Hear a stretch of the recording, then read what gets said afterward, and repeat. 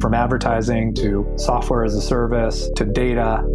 Across all of our programs and clients, we've seen a 55 to 65% open rate. Getting brands authentically integrated into content performs better than TV advertising. Typical lifespan of an article is about 24 to 36 hours. If we're reaching out to the right person with the right message and a clear call to action, then it's just a matter of timing. Welcome to the MarTech Podcast, a member of the I Hear Everything Podcast Network. In this podcast, you'll hear the stories of world-class marketers that use technology to drive business results and achieve career success. Here's the host of the MarTech Podcast, Benjamin Shapiro. Welcome to the MarTech Podcast. I'm Benjamin Shapiro, the executive producer of the MarTech Podcast, and today we've got a special episode for you, which is going to be guest hosted by Doug Bell, who's the CMO of Chief Outsiders. Doug is a veteran CMO with a background in helping growth stage B2B SaaS companies reach their true potential, and I'm thrilled to invite him and some of his friends to take the microphone and share their knowledge with you, our loyal MarTech Podcast listeners. Okay, here's a special episode of the MarTech Podcast, guest hosted by Doug Bell, the CMO of Chief Outsiders. Hello, marketers. My name is Doug Bell from Chief Outsiders, and today we're going to be hearing about the state of AI in marketing. Joining me is Ali Kelly, who is the CMO at Intensify, which provides B2B organizations with the most accurate, comprehensive buyer intelligence in the market today and solutions to act on that intelligence. Yesterday, Ali and I talked about why marketing needs a data shift. And today, we're going to be talking about prepping for an AI-driven landscape. Okay, here's my conversation with Ali Kelly, the CMO at Intensify. Ali, welcome back to the podcast. Hey, thanks for having me. I'm thrilled to be back. Well, I have to say, we began a really good conversation. I feel like we had conversation interrupt us, if you will, in the sense of we sort of set up this idea of how marketers are wrestling with a lot of different divergent data sets. We gave some advice. We said you should probably have some sort of underlying data model, and you should probably have some sort of underlying ability to store and refactor that data out to other applications.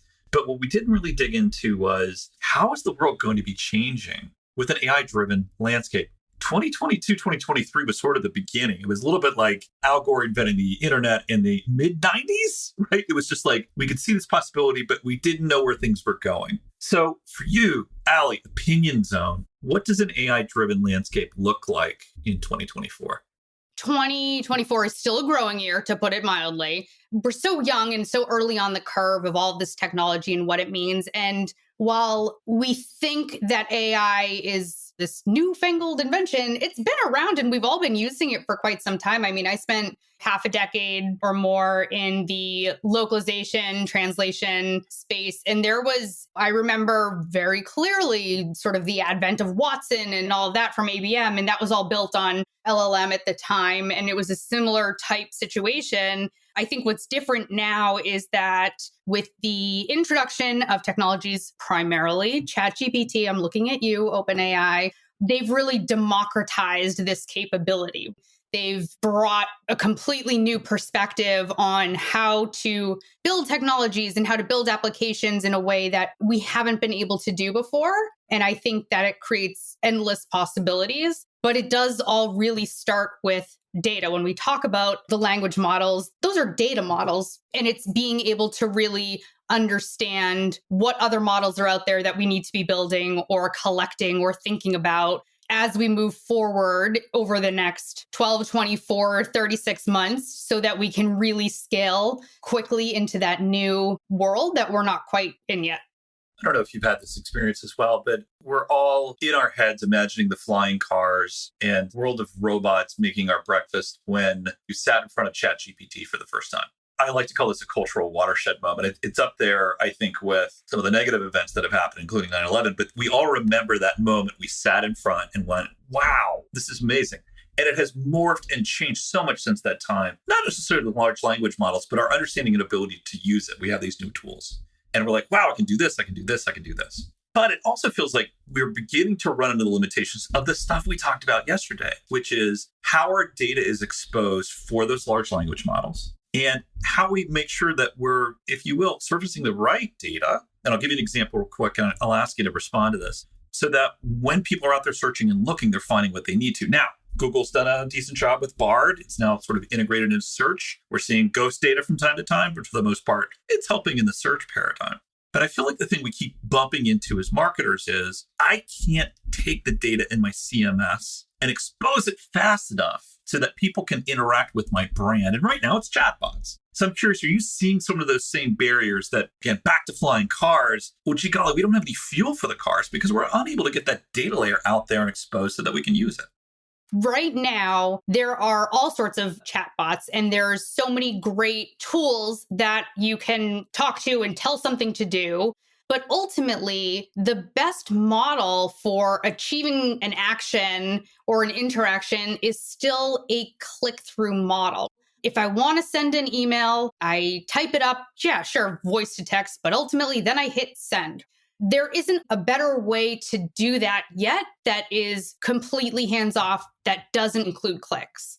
The real question is, why is that? Is it because we haven't built better experiences, or is it because we have trained our minds to think that that's what you have to do in order to create that experience or like execute that action? And it's probably both. I think that if we want to use new technologies to get better, different results, we probably need to think a little bit differently than we think about things now. But, I think about that. I think about when I want to book a ride from the airport to my hotel, I have to open my phone and then I have to click through a bunch of scroll through a bunch of screens to find my Uber or Lyft app or whatever rideshare app I'm using. And then I have to click a bunch of buttons in order to get that. And while it's much easier than it was in the past, it's not like I could just tell my phone when I was still on the plane, hey, make sure there's a ride for me to go to the hotel, and just have it intuitively understand that I'm coming into this airport at this time and it's going to book something for me to automatically get to where I need to go. And I think from a marketing standpoint, as marketers, that's what right now I'm looking at for in the future. How do we do that? And what's the tool that's going to allow me to do that at scale without having to maintain this very clickable human interaction that people really rely on and ultimately prefer over an AI-based chatbot or technology? That's really interesting. I haven't heard it put that way before, but it resonates with me. And part of the reason it resonates with me is, and as marketer to marketer here, we're constantly chasing micro conversions. And if you've ever seen a UTM table and how elaborate they can get, we're trying to measure the, in many ways, unmeasurable, even though we know it is measurable.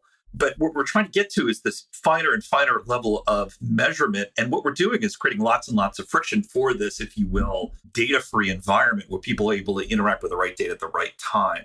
So what you're saying really at the end of the day is it's our fault on some level, right? We're living with this antiquated, click-driven, love that, model. But the clicking piece of this really is about the end of the day, it's exposing more and more data and sort of trusting the buyer less and less by putting more and more friction in front of them. Right. And we're forcing the buyer into a pattern that we're determining for them, not necessarily how they want to buy or how they want to interact. And does it help us from a business perspective? Maybe.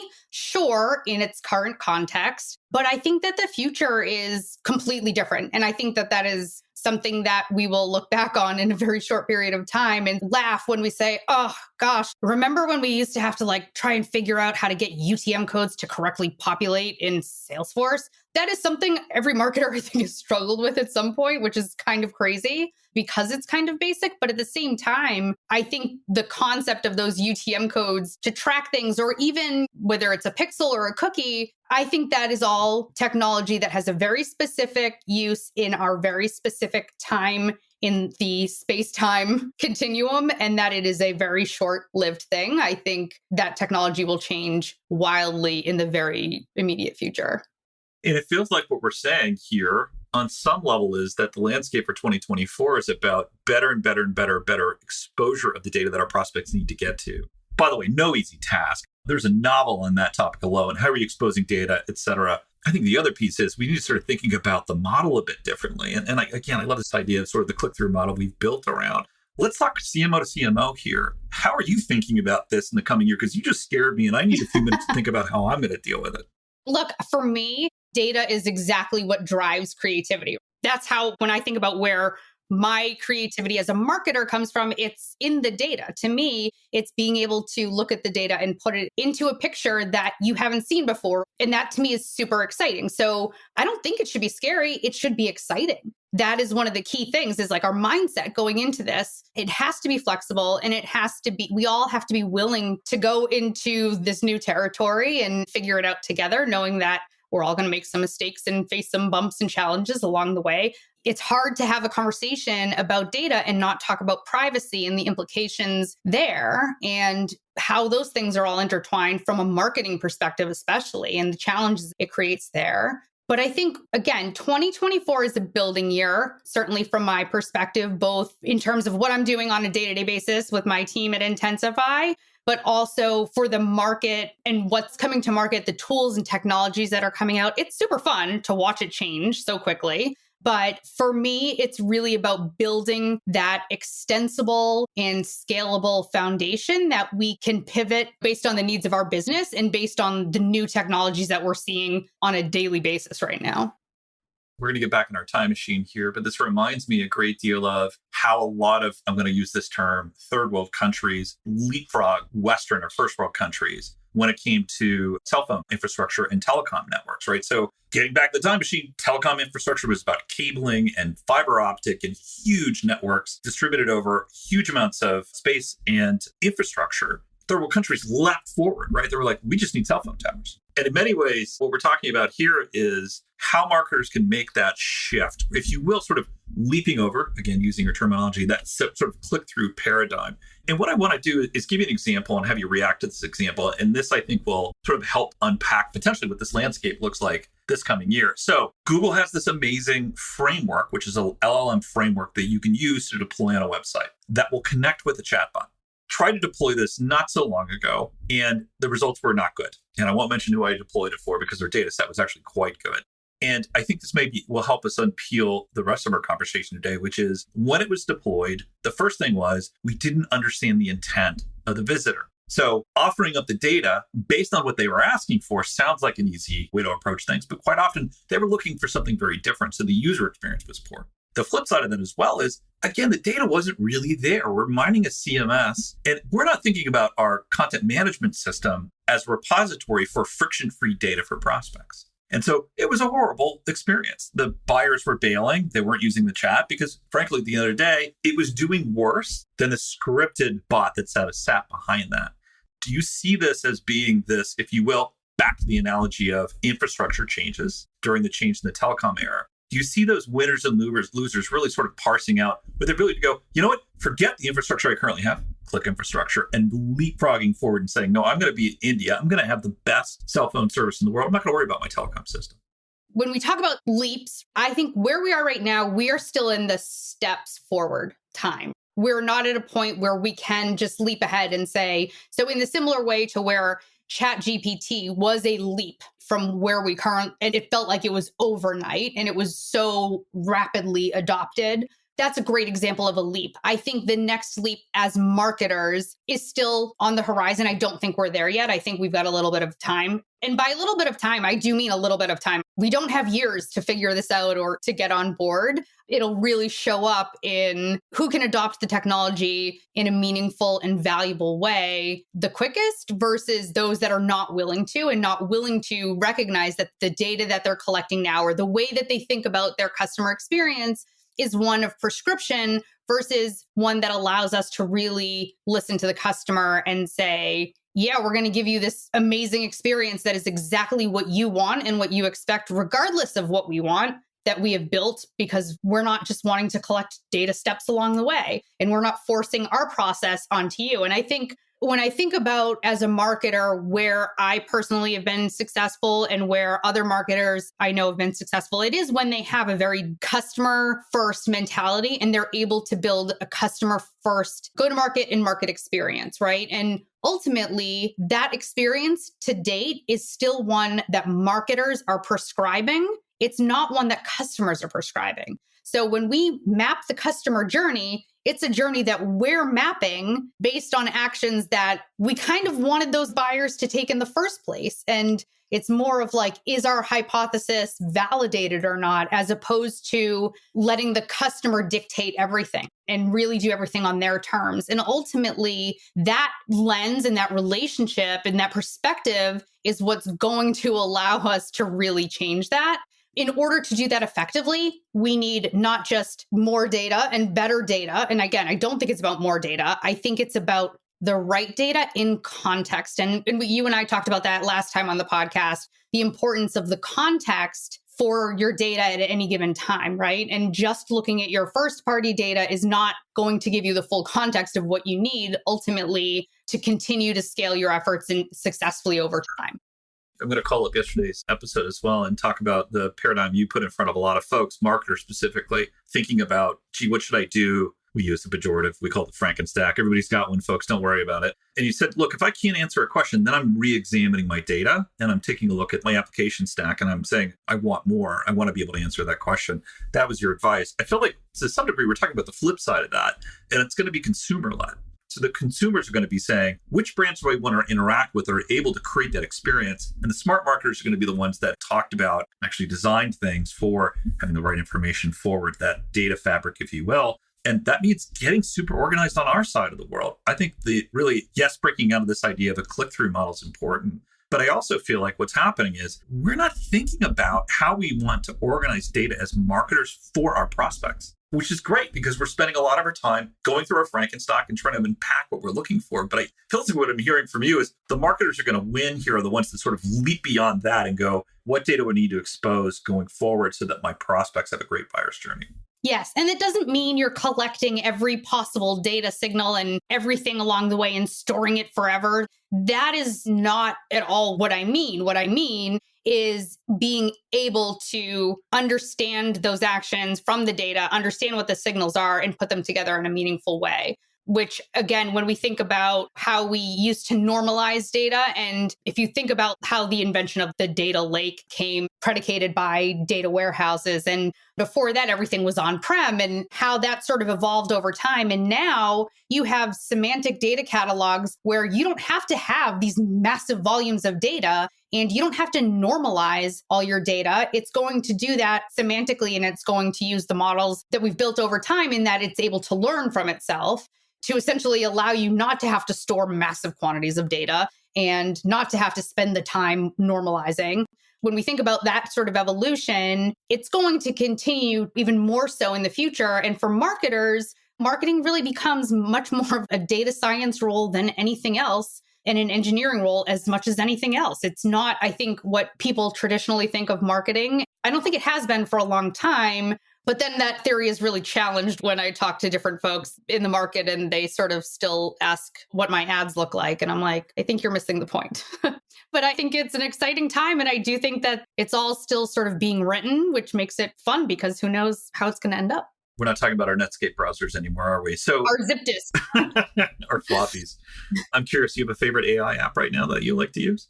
Intensify. Great answer. What about for your marketing teams? So as part of having this flexible thinking mindset, my team is really challenged with adopting and testing new technologies all the time. So we are really loving right now 2 tools. One, I know that everyone is probably aware of, which is Jasper. I think they do a phenomenal job.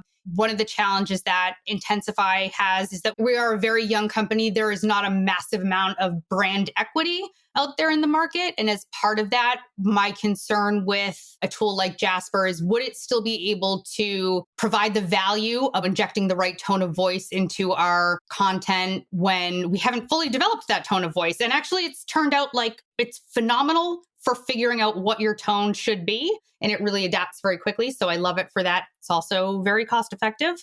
I'm a very cheap marketer. And the other tool that we're having great success with right now is HeyGen, which is for video production. I wouldn't say we're using it at all for external videos, but we are doing it for like internal training videos. You throw in a script and it has a pretty compelling experience. And it's super easy to do and anyone can do it. So I think when we think about the value of what AI can bring in the short term and in 2024 specifically, it's not about replacing marketers or humans. It's really about enhancing our skills and really leveraging all of this to fully experiment and test new marketing approaches and channels and theories in a way that allows us to learn from them very quickly and scale them or kill them very quickly. Great advice. Haven't heard of the video application again? Hey, Jen. Hey, Jen. Fantastic. That wraps up this CMO Gossip episode of the MarTech Podcast. Thanks to Allie Kelly from Intensify for joining us. If you'd like to get in touch with Allie, you can find a link to her LinkedIn profile in our show notes. You can also contact her on Twitter, where her handle is @AKRIZZLE, or visit her company website at intensify.io. Okay, that wraps up this episode of the MarTech Podcast. Thanks to our guest host, Doug Bell, the CMO of Chief Outsiders. If you'd like to get in touch with Doug, you could find a link to his LinkedIn profile in our show notes, or you can contact him on Twitter, where his handle is Market Advocate. Or you could just visit his website, which is chiefoutsiders.com. Just one more link in our show notes I'd like to tell you about. If you didn't have a chance to take notes while you were listening to this podcast, head over to martechpod.com, where we have summaries of all of our episodes and contact information for our guests. You can also subscribe to our weekly newsletter, and you can even apply to be the next guest speaker on the MarTech Podcast. Of course, you can always reach out on social media. Our handle is MarTechPod, MarTechPod, on Twitter, Instagram, and Facebook, or you can contact me directly on LinkedIn. My handle is Ben J. Shap, BenJShap. And if you haven't subscribed yet and you want a daily stream of marketing and technology knowledge in your podcast feed, we're going to publish an episode every day this year. So hit the subscribe button in your podcast app, and we'll be back in your feed tomorrow morning. All right, that's it for today. But until next time, my advice is to just focus on keeping your customers happy.